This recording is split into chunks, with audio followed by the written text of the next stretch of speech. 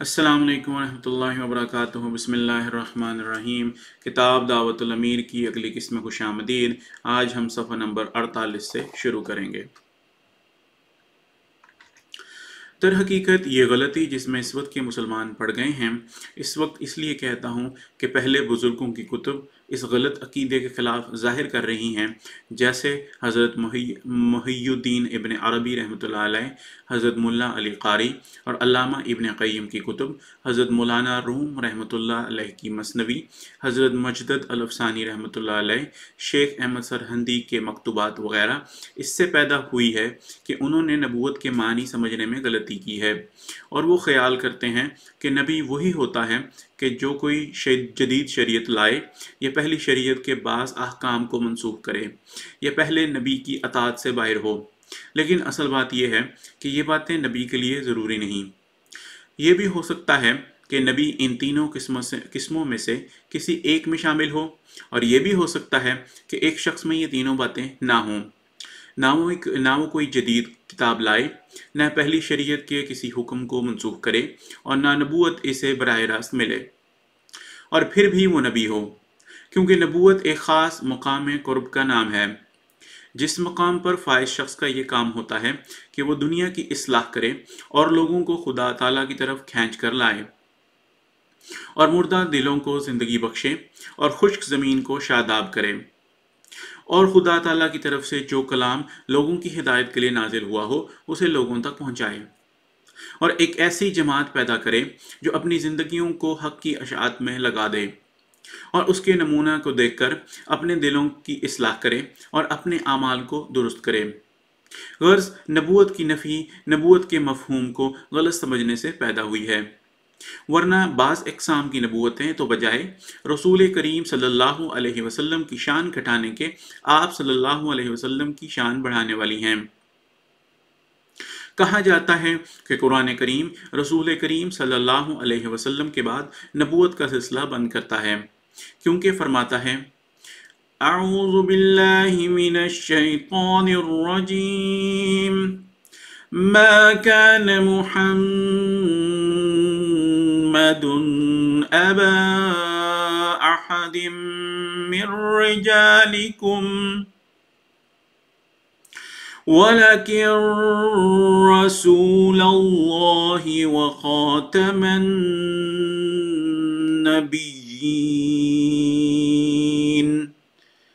سورہ الاحزاب 41۔ کہ محمد صلی اللہ علیہ وسلم تم میں سے کسی مرد کے باپ نہیں ہیں، لیکن اللہ کے رسول اور خاتم النبیین ہیں، پس اب کوئی نبی نہیں آ سکتا۔ لیکن قرآن کریم کھول کر نہیں دیکھا جاتا کہ اللہ تعالیٰ خاتم النبیین بفتح تا فرماتا ہے، نہ بکسر تا، اور خاتم بفتح تا کے معنی مہر کے ہوتے ہیں، نہ کہ ختم کر دینے کے، اور مہر تصدیق کے لیے لگائی جاتی ہے۔ بس اس آیت کے تو یہ معنی ہوں گے کہ محمد صلی اللہ علیہ وسلم نبیوں کی مہر ہیں۔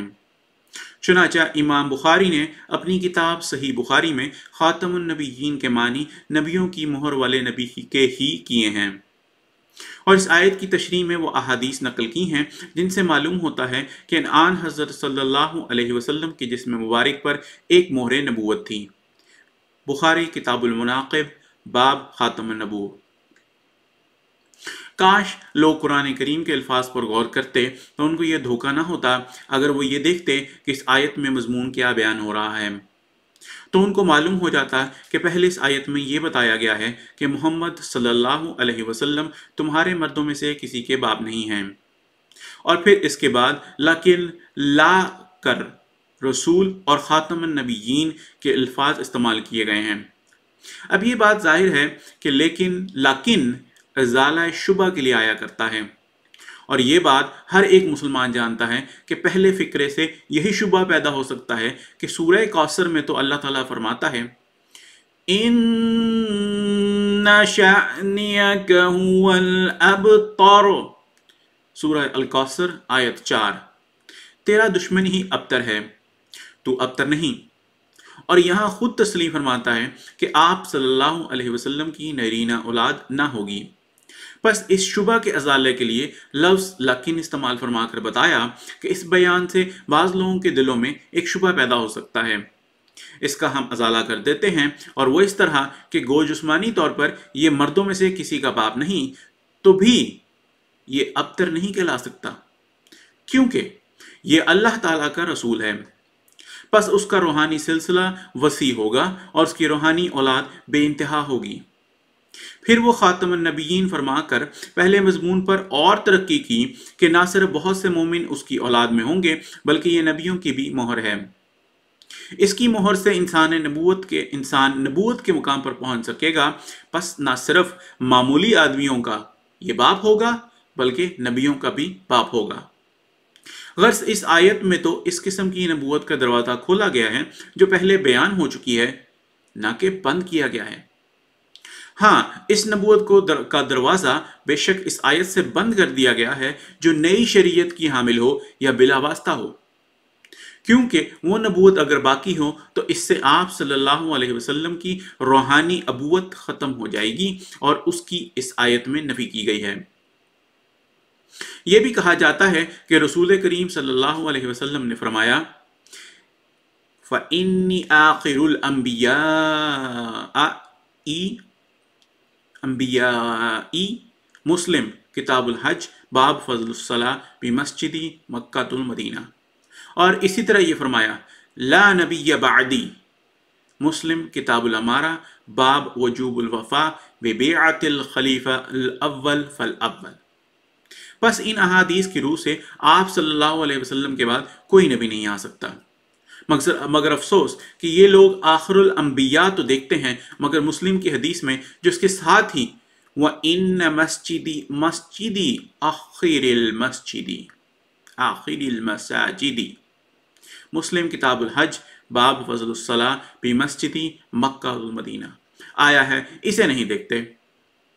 अगर फ़इन्नी आखिरिल अंबियाई के मानी है कि आप सल्लल्लाहु अलैहि वसल्लम के बाद किसी किस्म का नबी नहीं, तो व इन्न मस्जिदी आखिरिल मसाजिदी के भी ये मानी होंगे कि मस्जिद नबी के बाद कोई मस्जिद नहीं बनवाई जा सकती। लेकिन वही लोग जो फ़ानी आखिरिल अंबिया एक अल्फाज से इस्तेदलाल करके हर किस्म की नबूवत की नफ़ी कर देते हैं, और वो व इन्न मस्जिदी आखिरुल मसाजिदी के अल्फाज की मौजूदगी में ना सिर्फ और मस्जिदें बनवा रहे हैं बल्कि इस कदर मसाजिद तैयार करवा रहे हैं कि आज बाज़ शहरों में मसाजिद की ज़्यादती की वजह से बहुत सी मसाजिद वीरान पड़ी हैं। बाज़ जगह तो मस्जिदों में 20-20 गज़ का फासला भी मुश्किल पाया जाता है। और अगर आखिरुल अंबिया के आने के बाइस कोई इंसान नबी नहीं हो सकता, तो आखिरुल मसाजिदी के बाद दूसरी मस्जिदें क्यों बनवाई जाती हैं? इस सवाल का जवाब ये दिया जाता है कि ये मस्जिदें रसूल करीम सल्लल्लाहु अलैहि वसल्लम ही की मस्जिदें हैं, क्योंकि उनमें उसी तरीक़ पर इबादत होती है जिस तरीक़े की इबादत के लिए रसूल करीम सल्लल्लाहु अलैहि वसल्लम ने मस्जिद बनवाई थी। बस बावजह ज़िल्लियत के ये इससे जुदा नहीं है, इसलिए उसके आखिर होने की नफ़ी नहीं करती। जवाब दुरुस्त है, मगर हम कहते हैं कि इसी तरह फ़ानी आखिरुल अंबिया के बावजूद ऐसे नबी भी आ सकते हैं जो रसूल करीम सल्लल्लाहु अलैहि वसल्लम के लिए बतौर ज़िल के हों, और जो बजाय नई शरीयत लाने के आप सल्लल्लाहु अलैहि वसल्लम ही की शरीयत के मुत्तबे हों और आप सल्लल्लाहु अलैहि वसल्लम की तालीम के फैलाने ही के लिए भेजे गए हों, और सब कुछ उनको आप सल्लल्लाहु अलैहि वसल्लम के फैज़ से ही हासिल हुआ हो। और इस किस्म के नबियों की आमद से आपके आखिरुल अंबिया होने में इसी तरह फ़र्क नहीं आता जिस तरह आप सल्लल्लाहु अलैहि वसल्लम की मस्जिद के नमूने पर नई मसाजिद के तैयार कराने से आप सल्लल्लाहु अलैहि वसल्लम की मस्जिद के आखिरुल मसाजिद होने में कोई फ़र्क नहीं आता। इसी तरह ला नबी आबादी के भी ये मानी नहीं कि आप सल्लल्लाहु अलैहि वसल्लम की बेइज्जत के बाद कोई नबी नहीं आ सकता, बल्कि इसके भी ये मानी है कि ऐसा नबी नहीं आ सकता जो आप सल्लल्लाहु अलैहि वसल्लम की शरीयत को मंसूख करे, क्योंकि बाद वही चीज़ हो सकती है जो पहले के ख़त्म होने पर शुरू हो।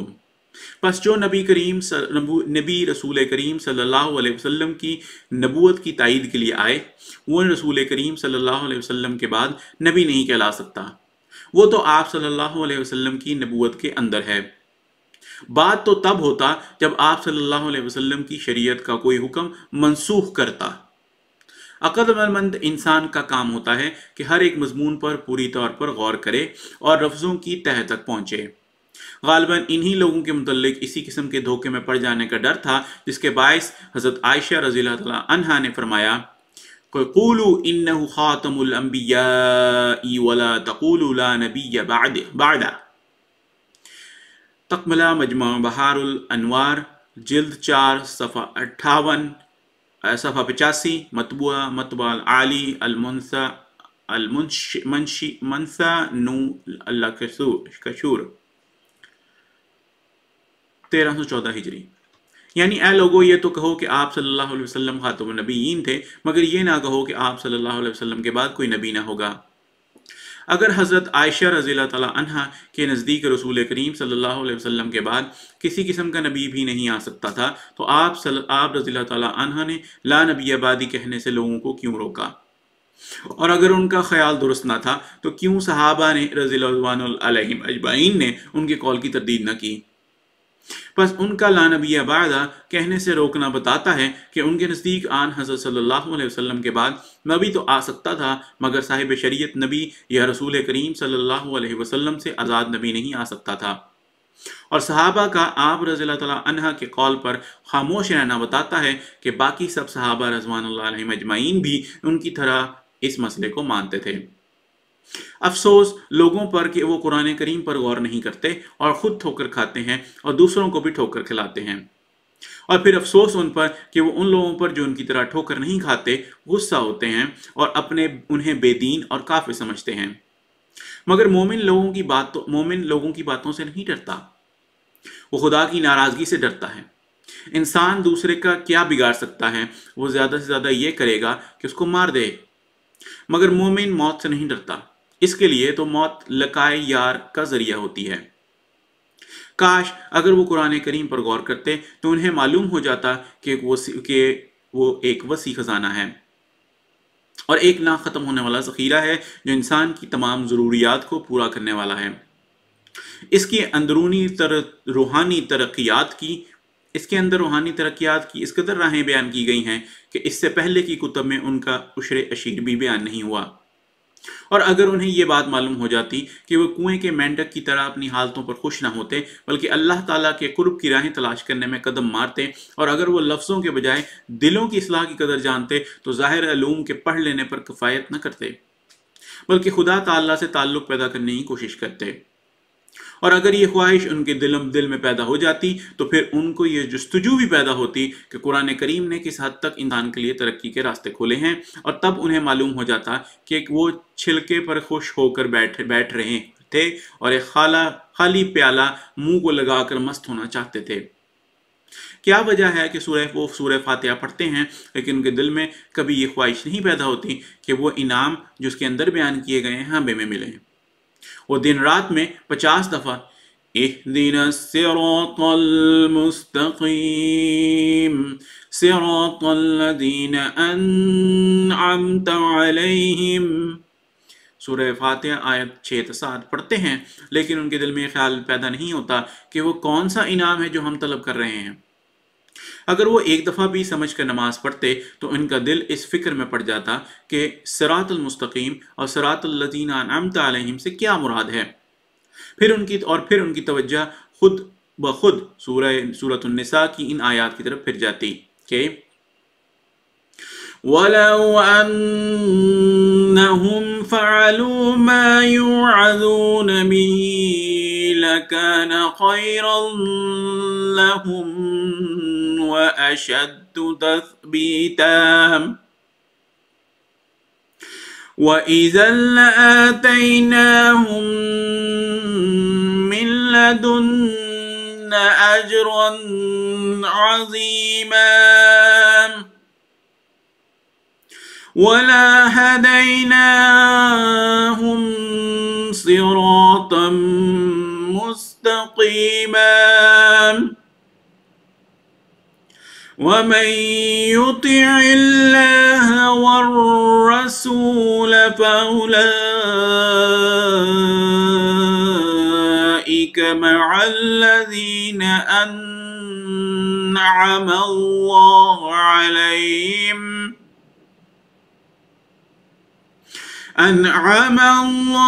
عليهم من النبيين والصديقين والشهداء والصالحين وحسن أولئك رفيقا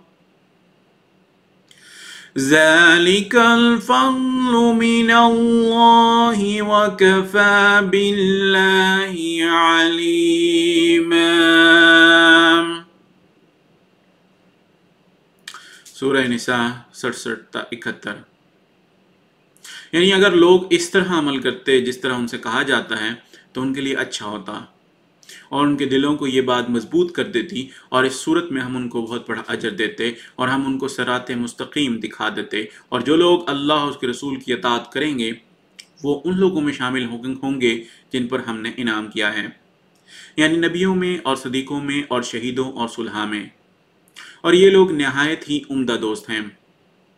یہ اللہ کا فضل ہے اور اللہ تعالیٰ خوب جاننے والا ہے۔ ان آیات سے ظاہر ہے کہ منعم علیہ گروہ کا راستہ دکھانے سے مراد نبیوں، صدیقوں، شہیدوں اور صلحاء کے گروہ میں شامل کرنا ہے۔ پس جب کہ اللہ تعالیٰ نے اپنے رسول صلی اللہ علیہ وسلم کی معرفت ہمیں ہدایت کی ہے کہ ہم قریباً 40 دفعہ دن میں اس سے صراط مستقیم کے لیے دعا کریں، اور وہ خود صراط مستقیم کی تشریح یہ کرتا ہے کہ نبیوں، صدیقوں، شہداء اور صلحاء کے گروہ میں شامل کر دیا جائے، تو کس طرح ممکن ہے کہ اس امت کے لیے نبوت کا دروازہ من کل الوجوہ بند ہو؟ کیا یہ ہنسی نہیں بن جاتی؟ اور کیا اللہ تعالیٰ کی شان تمسخر سے بالا نہیں؟ کیا یہ ممکن ہے کہ وہ ایک طرف تو ہم پر زور دے کہ مجھ سے نبیوں، صدیقوں، شہداء اور صلحاء کے انعامات مانگو، اور دوسری طرف صاف کہہ دے کہ میں نے تو یہ انعام اس امت کے لیے ہمیشہ کے واسطے روک دیا؟ حاشا وکلا، اللہ تعالیٰ کی ذات تمام عیبوں سے پاک ہے اور تمام بدیوں سے منزہ ہے۔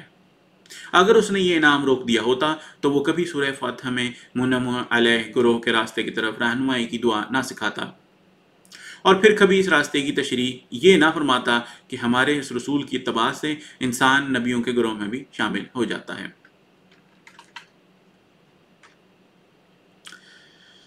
انشاءاللہ اگلی قسط لے کر پھر حاضر ہوں گے۔ السلام علیکم ورحمۃ اللہ وبرکاتہ۔